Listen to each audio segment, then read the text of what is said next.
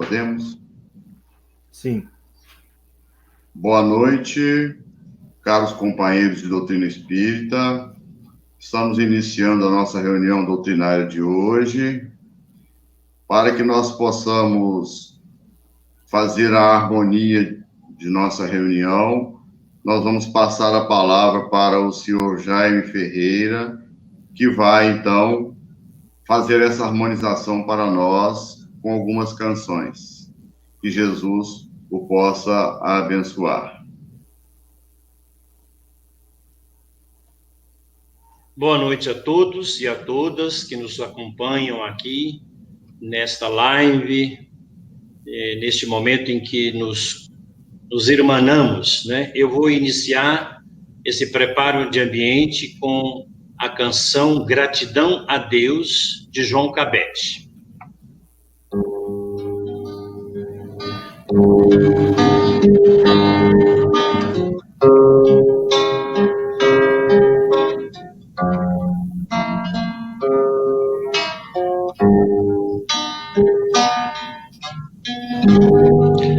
Quando a sombra da tristeza cobrir seus sonhos de ventura, quando você quiser chorar diante da taça da amargura, quando a dor bater a porta, ferindo bem fundo o coração, quando a esperança é morta e a vida amarga a ilusão, olhe para trás, veja quanta dor, súplicas de paz, clamando amor. Olhos sempre em trevas, mãos mendigam pão,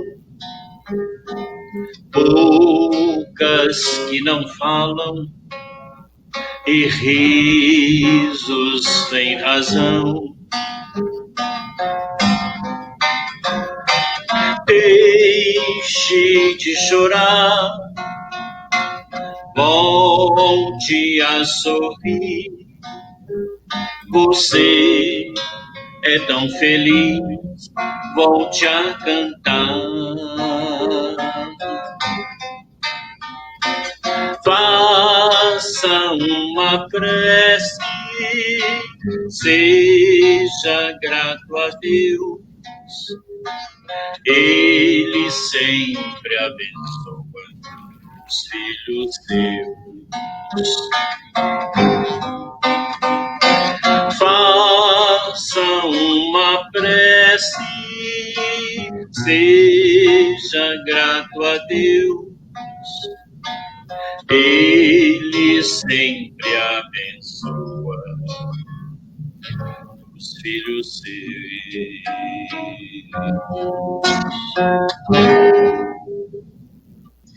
E para iniciar a nossa reunião, nós vamos pedir a nossa irmã Thelma Urbano para fazer a leitura preparatória. Boa noite, meus irmãos.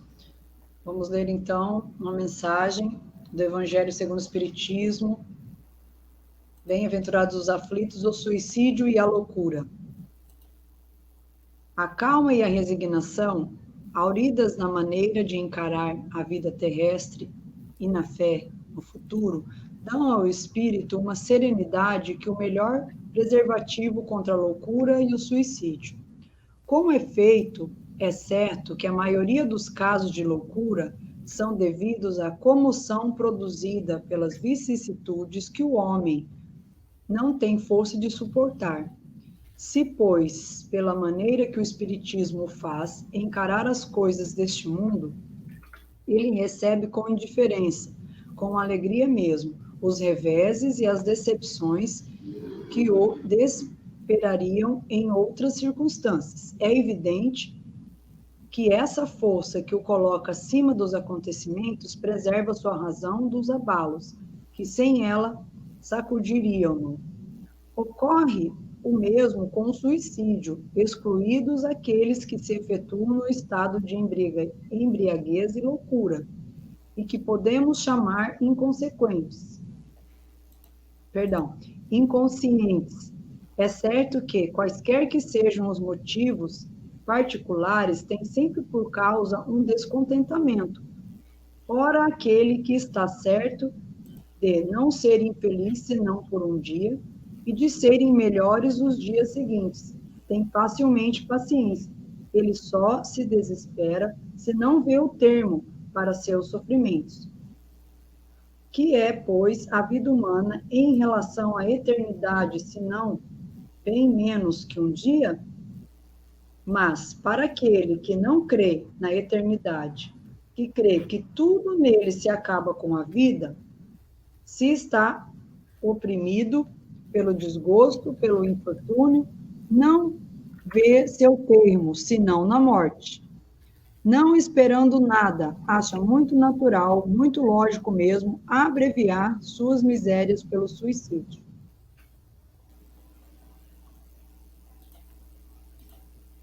Vamos fazer a nossa prece inicial, colocando-nos em contato com os mensageiros do Pai, Jesus, nosso Mestre, para que a nossa tarefa possa ser iniciada. Todos estarão com o link disponível, inclusive a nossa irmã Cristina, para abrir a página. Jesus, Mestre amigo, em seu nome, Senhor, iniciamos a nossa transmissão de hoje para que a exposição do tema possa ser feita sob os seus auspícios e o amparo da espiritualidade amiga. Abençoa, Senhor, nossos propósitos de acertar. Abençoa os nossos irmãos que farão parte da nossa tarefa da noite de hoje. Abençoa o nosso irmão expositor para que ele possa trazer para nós os resultados de seu estudo, a fim de que possamos nos edificar nesse conhecimento e, por nossa vez, melhorar a nossa compreensão da vida, a fim de contribuirmos para com os nossos semelhantes na jornada de aprendizado. Assim, Senhor, em seu nome, em nome de Deus, dos mentores das nossas casas, nosso irmão Bezerra de Menezes e o nosso irmão Henrique José de Mello, nós iniciamos a nossa reunião de hoje em seu nome, Senhor. E assim, passamos a palavra para o nosso irmão Jaime, que fará uso dela para nós na noite de hoje, falando sobre o suicídio, a pandemia do suicídio, uma pandemia silenciosa. Seu Jaime, é o senhor. Que Deus o abençoe. Suicídio, pandemia silenciosa. Pois não, seu Jaime? Boa noite a todos e a todas. Vamos aqui dar continuidade à nossa exposição. A questão do suicídio hoje é um problema de saúde pública e a OMS, Organização Mundial de Saúde, nos informa que 800 mil pessoas cometem suicídio por ano no mundo, ou seja, uma a cada 40 segundos. E um relatório publicado um dia antes do Dia Mundial da Prevenção ao Suicídio, em 2018, a Organização Mundial da Saúde informou que entre 2010 e 2016, a taxa global de suicídio caiu 9,8%, com quedas que vão de 19,6% na região do Pacífico Ocidental a 4,2% na região do Sudeste Asiático. A região das Américas, onde o acesso a armas de fogo é um importante meio de suicídio, segundo a OMS, é a única que registrou um aumento de mais 6%. Parte do declínio da taxa mundial se deve ao fato de mais países terem estabelecidas estratégias de prevenção. Apesar do progresso, ainda há uma morte por suicídio a cada 40 segundos. A mesma frequência que é indicada em 2014, segundo a Organização Mundial de Saúde. A grande maioria dos suicídios ocorre em países de baixa e média renda, mas os países de alta renda têm a maior taxa de suicídio do planeta, 11,5 por 100 mil habitantes.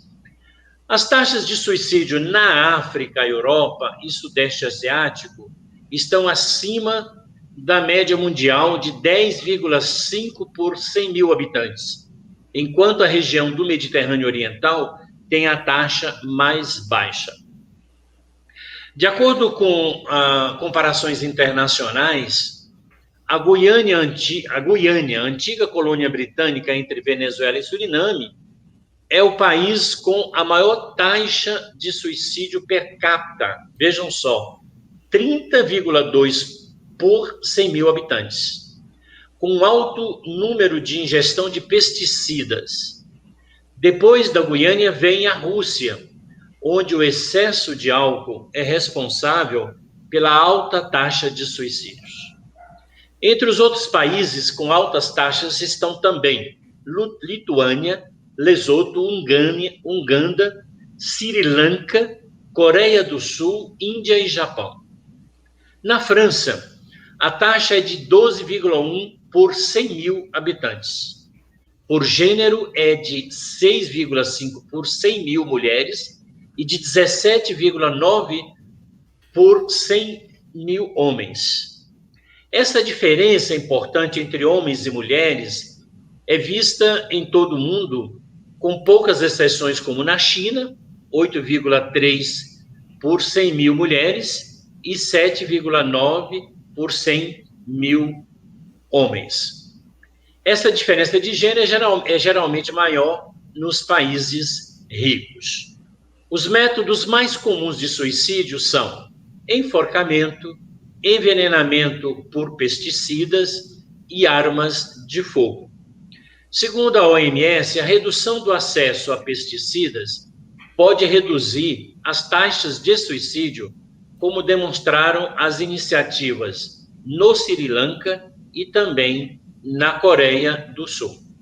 No Sri Lanka, uma série de proibições de pesticidas resultou em uma queda de 70% no número de suicídios, salvando 93 mil pessoas entre 1995 e 2015, segundo a OMS.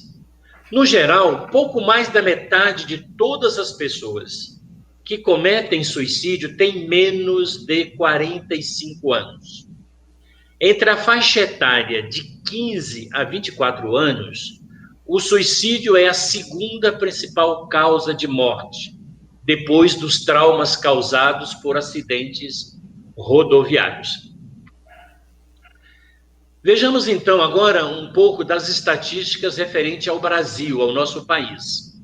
A taxa de suicídios no Brasil, a cada 100 mil habitantes, aumentou 7%, ao contrário do índice mundial, que caiu 9,8%, segundo dados da Organização Mundial da Saúde. Esses dados são de 2019, em relação também ao Brasil. O suicídio foi a segunda principal causa de morte entre os jovens de 15 a 29 anos após os acidentes de carro. Isso no Brasil, estamos falando do Brasil. Entre os adolescentes de 15 a 19 anos, o suicídio foi a segunda principal causa de óbito entre meninas e a terceira principal causa em meninos. Depressão, esquizofrenia e o uso de drogas ilícitas são os principais males identificados pelos médicos em um potencial suicida. Problemas que poderiam ser tratados e evitados em 90% dos casos, segundo a Associação Brasileira de Psiquiatria. Portanto, é preciso trabalhar a prevenção, que é o tema, eu diria, é o tom dessa nossa palestra, né? Nós queremos, mais na frente, exatamente tratar dessa prevenção. Os métodos mais comuns de suicídio, nós já dissemos que são enforcamento, envenenamento por pesticidas e armas de fogo. Vamos agora entender como prevenir o suicídio. É possível haver uma prevenção ao suicídio? Claro que sim. O suicídio é um fenômeno complexo, sim, multifacetado e de múltiplas determinações que pode afetar indivíduos de diferentes origens, classes sociais, idades, orientações sexuais e identidades de gênero. Mas o suicídio pode ser prevenido. A prevenção deve ser a nossa preocupação principal. Saber reconhecer os sinais de alerta em si mesmo ou em alguém próximo a você pode ser o primeiro e mais importante passo. Por isso, fique atento ou fique atenta se a pessoa demonstra comportamento suicida e procure ajudá-la. A doutora Lívia Vitente, que é uma especialista em suicídio, ela diz o seguinte: os sinais de alerta não devem ser considerados isoladamente. Não há uma receita para detectar seguramente quando uma pessoa está vivenciando uma crise suicida, nem se tem algum tipo de tendência suicida. Entretanto, diz a doutora Lívia Vitente, um indivíduo em sofrimento pode dar certos sinais que devem chamar a atenção de seus familiares e amigos próximos, sobretudo se muitos desses sinais se manifestam ao mesmo tempo. Então, nós vamos ver agora quais são esses sinais de alerta que aqui a doutora Lívia nos apresenta, essa especialista em suicídio. O primeiro sinal de alerta que ela nos chama a atenção é o seguinte: o aparecimento ou agravamento de problemas de conduta ou de manifestações verbais durante pelo menos 2 semanas. Então, veja bem, aparecimento ou agravamento de problemas de conduta, né? Tem que observar a conduta das pessoas, se há uma modificação nessa conduta dela, mas também das manifestações verbais. Lá na frente nós vamos ver quais são essas manifestações verbais. Se isso ocorre durante pelo menos 2 semanas, nós estamos aí diante de um potencial suicida. Essas manifestações não devem ser interpretadas como ameaças, nem como chantagens emocionais, mas sim como avisos de alerta para um risco real. Outro sinal de alerta que a doutora Lívia nos apresenta é a preocupação com sua própria morte ou falta de esperança. As pessoas sob risco de suicídio costumam falar sobre morte e suicídio mais do que o comum. Confessam se sentir sem esperanças, culpadas, com falta de autoestima e têm visão negativa de sua vida e de seu futuro. Essas ideias podem estar expressas de forma escrita, verbal ou por meio de desenhos. Nesse último, muitas vezes as crianças, por meio de desenhos, podem estar manifestando aí uma tendência suicida. A doutora Lívia Vitente ainda nos chama atenção para o alerta da expressão de ideias ou de intenções suicidas. Ela diz: fiquem atentos para os seguintes comentários. Pode parecer óbvio, mas muitas vezes são ignorados pelas pessoas que estão ao derredor ou ao redor da pessoa que expressa que colocam essas expressões do tipo: vou desaparecer, vou deixar vocês em paz, eu queria poder dormir e nunca mais acordar, é inútil tentar fazer algo para mudar, eu só quero me matar. estas são algumas das falas, das expressões verbais que um suicida em potencial esteja manifestando. A doutora Lívia ainda fala da questão do isolamento social como um sinal de alerta. As pessoas com pensamentos suicidas, elas podem se isolar, não atendendo a telefonemas, interagindo menos nas redes sociais, ficando em casa ou fechadas em seus quartos, reduzindo ou cancelando todas as atividades sociais, principalmente aquelas que costumavam e gostavam de fazer. Com isso aqui, nós trouxemos muito rapidamente, volto a dizer que o suicídio é uma questão complexa e multifacetada, mas aqui, para a gente introduzir esse nosso tema, muito rapidamente, trouxemos essas estatísticas e esses alertas que uma especialista como a doutora Vidente nos apresenta. Mas agora eu gostaria, feito essas considerações, eu gostaria de falar um pouquinho sobre o suicídio a partir da visão espírita, que é o que talvez nos interessa aqui nessas reflexões que estamos fazendo. Bem, eu trago como referência para essa reflexão sobre a visão espírita do suicídio um texto de uma educadora espírita e de uma palestrante e escritora espírita chamada Dora Incontri. O que eu vou agora expor aqui para vocês, a partir dessa visão espírita do suicídio, eu vou estar baseando nesse texto da doutora Dora Incontri. Dora faz referência a uma cena do filme Lutero, onde ele toma nos braços o corpo de um rapazinho que se suicidara e cava ele mesmo a terra para enterrá-lo. Esse ato, diz Dora, significava um gesto de empatia e compaixão para com o rapaz e para com a família, e uma forma de resistência à inapelável condenação que a Igreja, especialmente a Igreja Católica, sempre lançou sobre os suicidas, nunca permitindo que fossem eles sepultados, entre aspas, em terra santa. Aliás, podemos dizer que o suicídio é fortemente condenado pelas religiões em geral. O Espiritismo, rompendo no século XIX com a ideia de condenação eterna e de inferno como um local de expiação, amenizou esse julgamento inapelável. Mas nem tanto, diz Dora Incontri.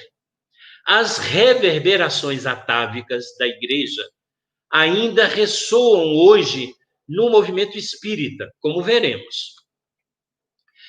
Examinemos primeiro Kardec. Em pleno século XIX, quando a Igreja Católica ainda falava em inferno material, Kardec proclamou que céu e inferno são estados de consciência e não estão fora da alma humana. Hoje, o Catecismo Oficial da Igreja Católica também entende assim. Isso foi um avanço, em se tratando da doutrina católica. Para mostrar o estado de consciência de espírito das mais diferentes categorias, com histórias de vida e de morte distintas, Kardec realizou em Céu e Inferno, que é uma das obras do Pentateuco kardeciano, entrevistas minuciosas com eles, com esses espíritos, através de diferentes médios, procurando prescrutar o que sentiam, o que viam e como estavam. As entrevistas são sóbrias. Os suicidas se mostram em sofrimento, sim, e afirma-se que o suicídio é uma infração às leis divinas. Aparece, segundo a linguagem da época, hoje para nós um tanto quanto incômoda, como em várias obras de Kardec, a palavra castigo. Entretanto, sempre entendido como uma consequência natural dos atos praticados. Entre os motivos de suicídio dos entrevistados, que Kardec operou, havia a solidão e o abandono, o alcoolismo aliado à mendicância, a perda de entes queridos, a perda da fortuna, o amor não correspondido e o tédio existencial. Esses motivos ainda estão presentes entre as causas de suicídio na atualidade. Portanto, é algo que permanece como causas de suicídios nos dias de hoje. E as condições de consciência apresentadas pelos entrevistados eram de desapontamento, de angústia, escuridão, e alguns se viam junto ao corpo. Contudo, é bom que se diga que isso não é a regra, mas alguns dos espíritos entrevistados por Kardec colocavam essa questão. O suicídio é também recorrente na maioria dos 12 volumes da Revista Espírita, demonstrando que Kardec tinha uma grande preocupação com o tema, com o assunto. Em julho de 1862, ele escreve um artigo intitulado Estatística dos Suicídios, fazendo uma análise sobre o aumento dos suicídios na França e procurando apontar as causas, lamentando que não existam pesquisas a respeito. Hoje, essas pesquisas existem em todo o mundo. Nós acabamos de apresentar algumas desses estudos, dessas estatísticas, dessas pesquisas. Entre as que Kardec reconhece em seu tempo estavam as doenças mentais, os problemas sociais e, sobretudo, o avanço do materialismo e a falta de perspectiva existencial. O artigo publicado por Kardec continua muito atual e revela bem como Kardec procurava abordar as questões, abrangendo todos os seus aspectos e procurando soluções educativas e preventivas. Eu saliento aqui essa palavra, preventivas. Para ele, a maior prevenção possível para o suicídio seria o conhecimento seguro e com contornos mais precisos da vida pós-morte, que o Espiritismo nos dá. Demonstrada a imortalidade de maneira clara e racional, o suicídio, de fato, perde a sua razão de ser.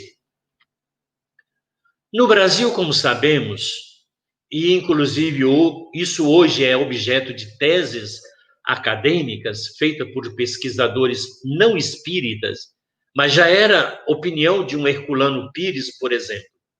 O espiritismo desenvolveu-se num caldo cultural eminentemente católico, com palavras como castigo, por exemplo, o que pode induzir a uma ideia antropomórfica de Deus, mas deixou de lado aquela racionalidade sóbria e crítica e aquele espírito científico de observação que fazem a originalidade e conservam a atualidade do mestre. No caso do suicídio, temos o clássico da nossa querida Ivone Pereira, Memórias de um Suicida. O tom do livro, em alguns aspectos, parece hoje excessivo. Há coisas interessantes, como a própria universidade que os personagens frequentam. Mas os suicidas, nessa obra, são ainda chamados o tempo inteiro de criminosos, de réprobos,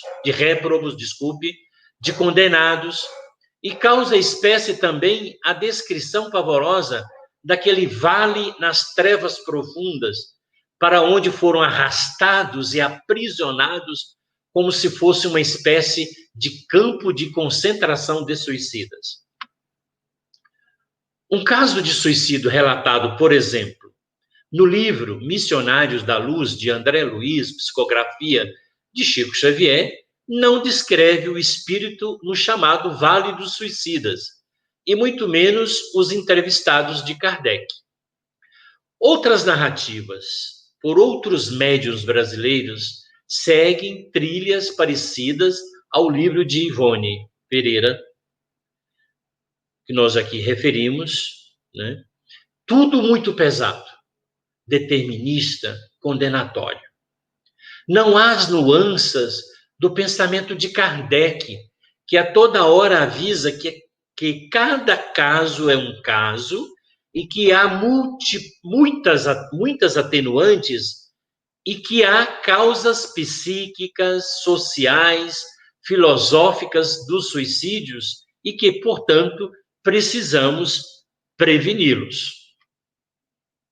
Isso significa, meus irmãos e minhas irmãs, que esses vales não existem? Aquele, inclusive,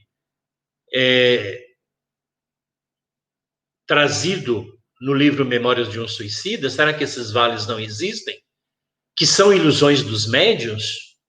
Existem, sim, aglomerações no plano espiritual, embora Kardec não tenha tratado disso, há inúmeras narrativas a respeito.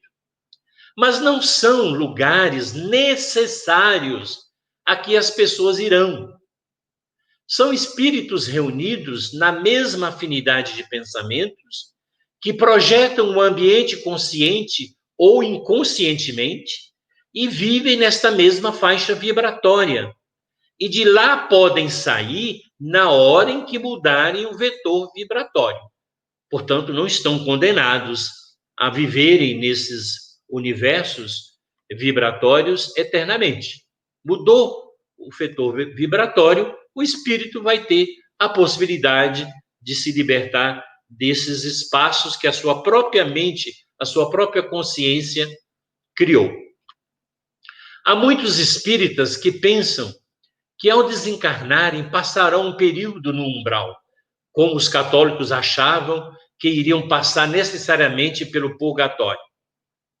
Aliás, purgatório que a Igreja Católica, nas suas pregações, não insiste mais. Isso é materializar e generalizar demais as circunstâncias espirituais de cada consciência. Kardec foi muito bem mais sutil do que aqueles que insistem em apresentar umbrais como caminhos necessários para os espíritos se associarem. A posição de Kardec em relação ao suicídio, mais analítica, mais preocupada com as causas e com a prevenção do que em aterrorizar os vivos com os horrores do Vale dos Suicidas, é muito mais próxima da perspectiva contemporânea. Hoje se sabe que a depressão e outras doenças mentais é a causa de muitos suicídios. Ora, a depressão é uma doença psíquica que requer cuidados, amparo, terapias e, às vezes, remédios. Aliás, os medicamentos devem justamente entrar, sobretudo, quando a pessoa está correndo o risco de se matar. O próprio Kardec avisava no século XIX, quando a psiquiatria estava apenas nascendo, que se o indivíduo estivesse doente mentalmente, isso lhe isentaria ou ao menos atenuaria muito sua responsabilidade no suicídio. Ora, hoje considera-se que o suicídio quase nunca é praticado por pessoas que estão saudáveis psiquicamente. Isso já descriminaliza grande parte dos suicidas nos critérios de Kardec. Hoje se estudam os fatores de risco do suicídio e, além das doenças mentais, há os abusos sofridos na infância, a falta de sentido existencial, tipo de personalidade impulsiva, etc. Em todos os casos, identificamos os riscos, acompanhando-se de perto a pessoa que os apresente com atenção, cuidados psíquicos e médicos. O suicídio, portanto, olhado dessa maneira, ele pode ser evitado. Logo, algo que pode ser prevenido não é apenas um problema individual, mas uma questão social, coletiva, porque somos todos responsáveis. Nossa visão contemporânea de compreender o suicídio como uma questão de saúde pública é muito mais cristã do que esses arroubos condenatórios implacáveis, inapeláveis. O suicida é um espírito em sofrimento, sim, mas ele já estava em sofrimento na Terra e não foi suficientemente visto, socorrido, amparado. Quando ele pratica esse ato, ele está se ferindo a si mesmo. Agora, que espécie de pai seria Deus se ainda punisse esse ato? Se nós, pais terrenos imperfeitos, ao vermos uma criança se machucar a si mesma, seja por descuido, teimosia ou até por inexperiência, corremos a socorrer a criança, trazendo remédio, enxugando as lágrimas, cercando de consolo? Não consideraríamos abaixo de qualquer crítica um pai ou uma mãe que ainda espancassem a criança machucada, ou ainda a deixassem chorar sem socorro, ou se sentissem pessoalmente ofendidos com a queda do pequeno? Ora, a gente que advoga que o suicídio é uma ofensa a Deus, e Deus lá pode se ofender. O suicídio é o ato de um espírito imaturo, inconsciente, desesperado, ou mesmo teimoso, de se ferir a si próprio. Ele terá de curar a ferida que fez em si. Mas a misericórdia de Deus, meus irmãos e minhas irmãs, ela é infinita. Nesse caso, a ideia presente no livro Memórias de um Suicida, de Ivone Pereira, em que se conta que Maria de Nazaré é um espírito que dirige uma falange de almas que socorre os suicidas. Porque é bem isso. O suicida é uma criança machucada que precisa de um colo materno. Faz parte da nossa evolução psíquica, social, espiritual, deixarmos de lado essas visões tão trágicas de culpa e castigo e avançarmos para uma visão de que tudo no universo é educativo. Sofrimento há, mas é transitório. E cabe-nos trabalhar para minimizá-lo e até extingui-lo, como propunha Buda. Para isso, cabe-nos sempre perdoar a nós mesmos, perdoar o outro e saber que Deus nem precisa nos perdoar, porque sabe que estamos aprendendo. Dora Encontre, nesse artigo a que nos referimos até agora, relata que numa das mais impressionantes manifestações de um espírito suicídio que ela já teve, ela diz assim: observei que ele estava num lugar bonito, amparado por almas amigas, mas sofria intensamente. Ele não conseguia se perdoar por ter feito o que fez, ter ferido a si mesmo e a família. Então, assim podemos ler um relato como o de Camilo Castelo Branco no livro de Ivone. Ele próprio se qualificava de criminoso, de réprobo, etc. Isso é da consciência acostumada a agir com o próximo e consigo mesma de maneira dura e implacável. Portanto, meus irmãos, precisamos superar isso, né? Toda essa visão muito catastrófica, condenatória de quem comete o suicídio ou do suicídio. E caminhar no sentido da misericórdia, do perdão e, sobretudo, do amor que cobre a multidão de pecados como dizia Paulo, o apóstolo dos gentios. E o que podemos fazer concretamente para evitar o suicídio à nossa volta? Dora Encontre, então, propõe o seguinte: propõe a educação como a mais eficaz prevenção em relação ao suicídio. Mas de que educação Dora Encontre está a referir-se?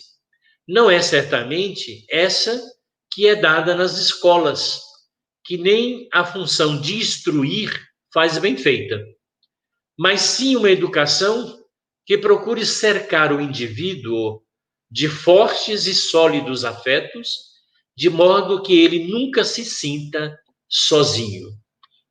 E ela conclui: uma educação que trabalhe sentido existencial, resiliência diante da dor e projeto de vida.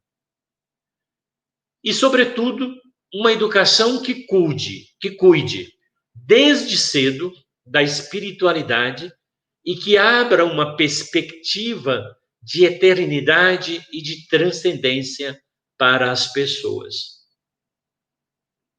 Meus irmãos e minhas irmãs, nós estamos aqui chegando ao final dessas nossas reflexões hoje, e eu gostaria de compartilhar com todos vocês a orientação espiritual que tenho recebido de fazer algo concreto, viável e possível para a prevenção ao suicídio em nosso país, ao nosso redor. Porque não adianta só tomarmos consciência da importância desse tema. Em 2006, eu fui acercado de uma inspiração espiritual que levou ao nascimento e à construção do movimento Brasil Sem Aborto, em 2006, que no próximo ano completa 15 anos de existência em nosso Brasil e que tão bem tem feito na luta contra o aborto, salvando vidas, lutando contra a legalização do aborto. Do mesmo modo, me vem agora essa inspiração para que criemos um movimento baseado nessa perspectiva da prevenção ao suicídio. Porque muito se fala do suicídio, muito se reflete sobre ele, mas pouco se faz para prevenir o suicídio. Muitas vezes a gente, quando chega a uma pessoa, ela já está prestes a cometer o ato de se matar. E muitas vezes a gente não dá sequer continuidade ao atendimento, ao acolhimento dessa pessoa. Então é preciso que a gente crie um movimento que reúna pessoas que não só conheça a questão do suicídio, mas que também concretamente trabalhe para salvar vidas do suicídio. Nesse momento, se o nosso irmão Marcos puder projetar a tela, uma tela que eu pedi que ele projetasse, eu agradeceria. Aonde eu vou agora apresentar essa proposta concreta ao final dessa minha exposição. Vamos esperar um pouquinho para ver se ele consegue, senão eu dou continuidade por aqui mesmo. Vamos ver. Pronto. Muito obrigado, Marcos. Vamos então. Essa é a proposta que me tem chegado espiritualmente, de tentarmos viabilizar. Não sei se é possível. Estou compartilhando com aqueles que, ora, estão aqui me assistindo nesse momento. A ideia é de um movimento de prevenção ao suicídio com esse tema, com esse subtema, Escolha Viver. Estão falando de um movimento, portanto, não é uma iniciativa individualizada, mas uma iniciativa coletiva. Qual seria o objetivo geral desse movimento? Acolhimento em nível nacional às pessoas em sofrimento psíquico e com ideação suicida. Portanto, trata-se de acolher as pessoas, né? Abraçar essas pessoas e acompanhá-las nesse momento difícil de suas vidas. Quais seriam, portanto, os objetivos específicos que iríamos buscar implementar nesse movimento? Primeiro, acompanhamento permanente de pessoas em estado de sofrimento psíquico para além da situação de crise. Porque o que é que acontece normalmente? Hoje, por exemplo, nós temos o CVV, Centro de Valorização da Vida, que faz um trabalho maravilhoso, fantástico, de acolher as pessoas em situação de crise. Porque as pessoas só ligam para o CVV quando elas estão em crise, naquele auge da crise. E o CVV ali dá o seu acolhimento, atende essas pessoas. Só que essas pessoas, depois de atendidas, elas podem não retornar mais. E elas podem, depois, numa outra crise, numa crise seguinte, vir a cometer o suicídio. Portanto, o CVV, ele cumpre um papel importante no momento da crise, em que a pessoa está em crise. Mas e a continuidade? E o acompanhamento permanente dessa pessoa? Segundo ponto, criar uma rede de profissionais da área de saúde mental para atender pessoas em situação de risco social. E aqui é uma questão importante, porque hoje em dia, você ter um psiquiatra ou ter um psicólogo para fazer terapia é coisa da classe média. Os pobres não têm recursos para ter acesso a uma terapia permanente, constante, não têm recursos para frequentar um psiquiatra para poder ali oferecer a orientação adequada do ponto de vista médico. Ainda que o Estado tenha feito agora algumas iniciativas nesse sentido, é muito pouco. Eu conheço pessoas que tentaram várias vezes o acesso à rede pública para poder ter acesso a um psiquiatra, para poder ter ali uma receita para os seus remédios, para poder ter uma terapia, ainda que seja uma vez a cada 15 dias ou uma vez por mês, e não conseguem, porque o Estado ainda não tem, ainda que tenha alertado para esse problema, ainda não criou as condições para isso. Imagine vocês num país como o nosso, em que o Estado não sequer dá conta de fazer um exame de sangue nas pessoas que têm que esperar uma fila imensa para poder ser atendido nos postos de saúde, como que vai atender as pessoas em sofrimento psíquico? Então, esse é um desafio para nós. O terceiro ponto específico desse movimento é a articulação de voluntários em nível local, estadual e nacional para viabilizar o acolhimento permanente. Eu vou dar para vocês aqui uma experiência recente que eu tive. Eu recebi, através do Facebook, uma pessoa que estava marcando dia e hora para o seu suicídio. Eu consegui fazer o contato com essa pessoa. Eu fiz o atendimento a ela por uma semana constantemente, todos os dias.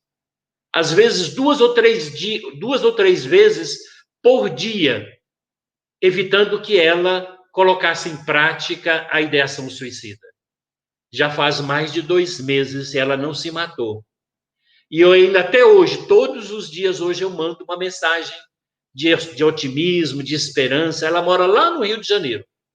Mas para a gente poder chegar a essa pessoa, fazer todo esse trabalho, é preciso ter uma característica de permanência. Não adianta fazer uma conversa ali naquele momento que a pessoa está em crise e depois abandonar a pessoa, ela vai se matar no dia seguinte.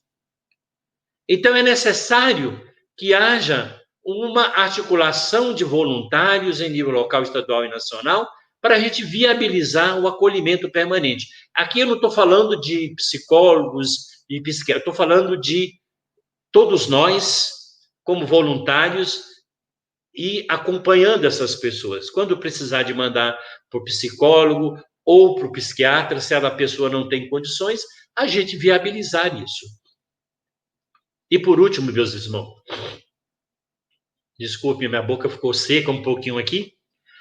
Por último, o objetivo específico aí, o último, o quarto, constituir uma rede nacional de atendimento espiritual às pessoas com ideação suicida. Eu criei no WhatsApp um grupo que ainda tem poucas pessoas, chamado Orai por Pensamento por Suicida.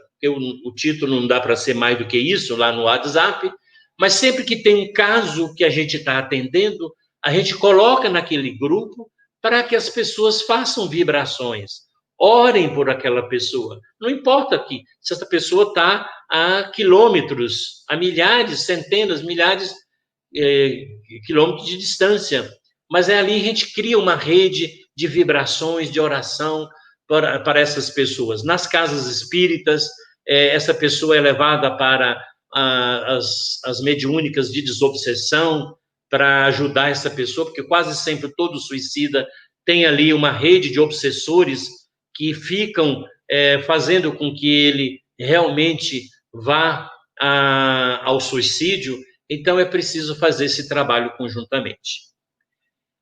Eu quero aqui deixar, finalizando, o meu e-mail, quer dizer, o e-mail do Instituto Vida, porque essa é uma proposta do Instituto Vida, a proposta, o Instituto está propondo, mas quer que mais pessoas e outras instituições também abracem essa ideia. Está aí também o meu e-mail, o e-mail do Instituto, o meu e-mail, jaimeflopes@gmail.com, tem aí o meu telefone WhatsApp, e também eu quero esclarecer que esta é uma proposta do Vida, Instituto Espírita Bezerra de Menezes. Nossa casa tem como missão a defesa da vida, da concepção à morte natural. Portanto, a questão do aborto e a questão do suicídio constituem os fundamentos da nossa instituição. Por isso, o nome Instituto Vida, e que tem Bezerra de Menezes como nosso mentor. Então é isso, meus irmãos, fica aí o desafio, está posto esse desafio. Espero que a gente possa reunir pessoas em todos os estados. Quando nós constituímos o Brasil Sem Aborto, eu visitei todos os estados brasileiros, buscando aí formar os núcleos de pessoas e instituições que pudessem trabalhar contra a legalização do aborto e salvando vidas do aborto. Espero que esse desafio possa ser abraçado também pelas pessoas, para que a gente, de fato, saia do discurso e entremos na prática, aí nos associando e fazendo um grande movimento nacional de prevenção ao suicídio, né? Escolha viver é o tema. Eu quero agradecer a atenção de todos vocês, agradecer ao Centro Espírita Henrique José de Melo de Vitória, né, através da Cristina, agora do seu Hélio, que é o seu presidente, e dizer que estamos aqui. Vamos levar adiante essa proposta.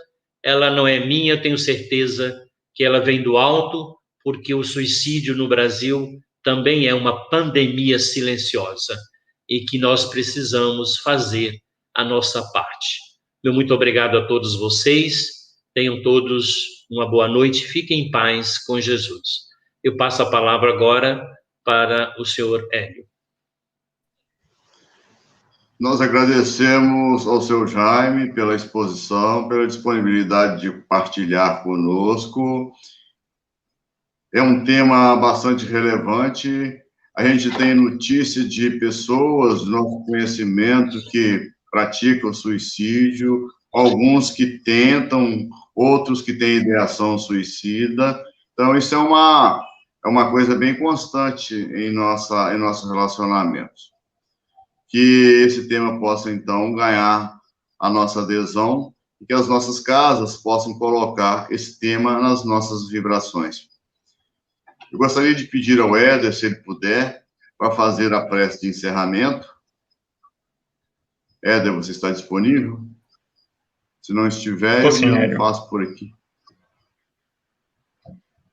Então, tá bom. O Éder, eu queria que nessa sua prece... Éder, eu queria que Oi? nessa sua prece possamos colocar todas as pessoas que se suicidaram, né? Nessa pandemia do coronavírus, houve um aumento das taxas de suicídio em todo o Brasil, então vamos orar por essas pessoas. Aqui em Brasília, por exemplo, no último mês, 10 pessoas se mataram. Então, orar por eles, mas também orar pelas famílias que sofrem, né, num momento tão difícil, a perda dos seus entes queridos. E também pelos que estão sendo vítimas do coronavírus. Vamos então fechar os nossos olhos, buscando aproximação, buscando uma conexão com esses amigos espirituais que nos amparam, buscando sentir a presença do nosso amigo, Mestre Jesus, que nos garantiu que onde estivéssemos reunidos em seu nome, ali ele estaria. Mestre amigo, Maria, Mãe, protetora dos suicidas. Esse tema que nos é próximo, cada um de nós tem consciência e conhecimento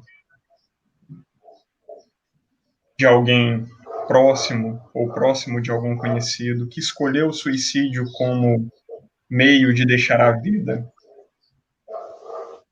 Que possamos, neste momento, vibrar do mais íntimo dos nossos corações, dentro de paz, de harmonia, de perdão, para todos esses nossos irmãos, que neste momento de dificuldade, de provações que o nosso planeta passa, tantos irmãos envolvidos pelo desespero extremo, se sentindo desamparados economicamente, espiritualmente, emocionalmente. Que todos esses irmãos que escolheram a via do suicídio e todos esses nossos irmãos que têm pensamentos e tendências suicidas se sintam amparados. Que esse sentimento possa ser enviado a todos eles. Que os nossos irmãos espirituais que trabalham incansavelmente neste amparo cheguem até os seus corações, até os seus íntimos e pensamentos. Que todos aqueles que se contagiaram pelo coronavírus, que sejam também amparados. Que as famílias que passam pela dor da separação neste momento se sintam amparadas. Que esse tema possa tocar os nossos corações.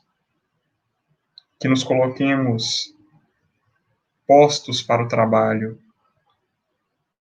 Que tenhamos coragem e vontade verdadeiras de arregaçar as mangas e trabalhar.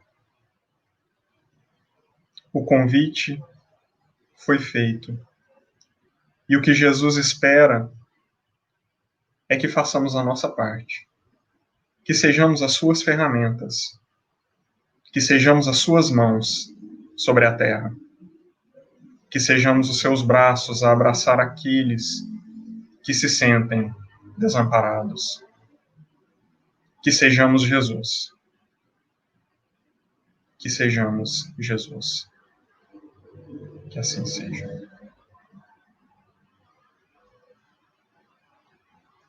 Que Deus possa abençoar a todos nós. Todos tenhamos uma semana muito profícua nos trabalhos do bem.